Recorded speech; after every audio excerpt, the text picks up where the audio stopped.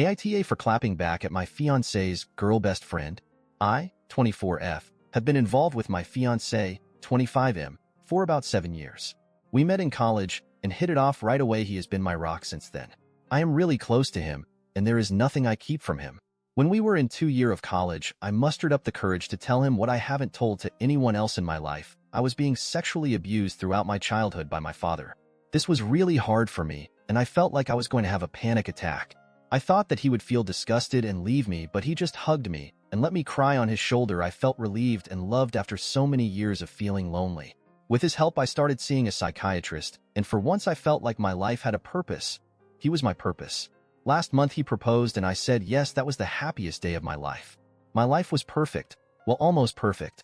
He has a best friend. She was his childhood friend, and everyone seems to want them together. Even his family wishes that they could be together since they know her family, and her mom was best friends with his mom before she committed suicide. May her soul be in peace. I never had a problem with her since I was secure with my relationship. I tried to make her my friend, but she seems to have a problem with me. I never wanted to make a scene, so I just started avoiding her existence, but she always finds a way to make backhanded comments about me and my body, making me look like I am some kind of prostitute, which really hurts me since I had been suffering with body issues. My fiancé always makes her stop, and he has cut contact before, but she begged him to forgive her, and she apologized to me, so he forgave her, giving her a second chance. She stopped for a while, but she would always give me a bad look. He isn't around. Well, Monday was his 25th birthday. It was going to be hosted in his family's house, and I was excited not only because we were going to announce our engagement, but to give him my birthday gift. It was a watch that he was seeing for a long time. I worked long hours to afford the watch, and under the watch inside the box there was a sonogram of our 2-month child with "Happy Birthday, Daddy" was written on it. This was my way of telling him I was pregnant. Everyone was there to celebrate his birthday, and before he blew out the candles on the cake, he stood up and I stood beside him facing all of his family and our friends, and announced that we were engaged. Everyone was happy for us except his GBSF, who seemed visibly upset. She kept quiet for a while and had a little too much booze to drink. His father stood up and gave a toast about how proud he was of his son and sat down.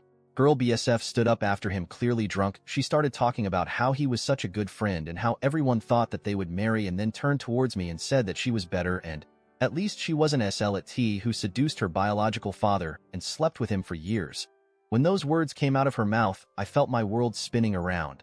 I looked at my fiancé in shock. He is the only person who knew about this, and the fact that he betrayed me hurt like hell. I felt like all of the pain and hurt was pouring into my soul. I stood up and held my glass and gave her a toast. I told her that she was right, and I at least have a body and soul that attracted men to me unlike her, and that I understood why her mom committed suicide, and that I would have done the same if I had a daughter like her. And I turned to my fiancé and wished him a happy 25th birthday, and then I quickly grabbed my gift and got out of there. He tried to follow me, but I quickly got in my car and left. He has been calling and banging on my door since then, but I still don't have the energy to meet him yet. Comment 1. Nope. NTA. She went low. You went low. She totally deserved it.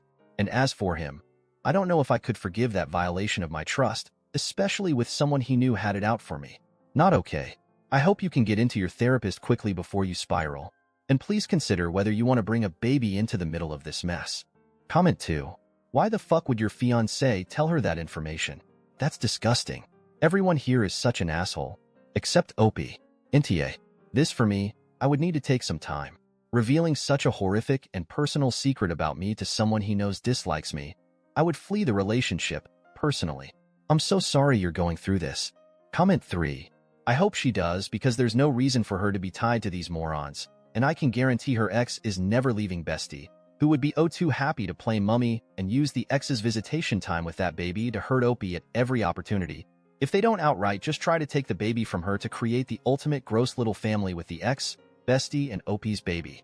That's after the ex and Bestie decide Opie is a hoe who needs a DNA test, and all the other things that will get thrown at her by his family for not sticking together now they have a baby.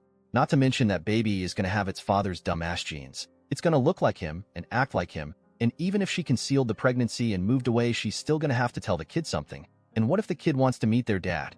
Nah, fuck all these scenarios. Op needs to do what they feel is right for themselves, and an abortion might just not be something they can do, especially if they feel they've already gotten excited about the baby and started to bond. I know it's early, but when I was preggo I had a small bleed around June 8th weeks and felt terrified of losing something I only knew for a few weeks. But I pray that the shame or fear of abortion doesn't hold her back if that's what she wants to do. I hope she is good. Friends who can support her to make the best choice for her. But yeah, I do the same as you.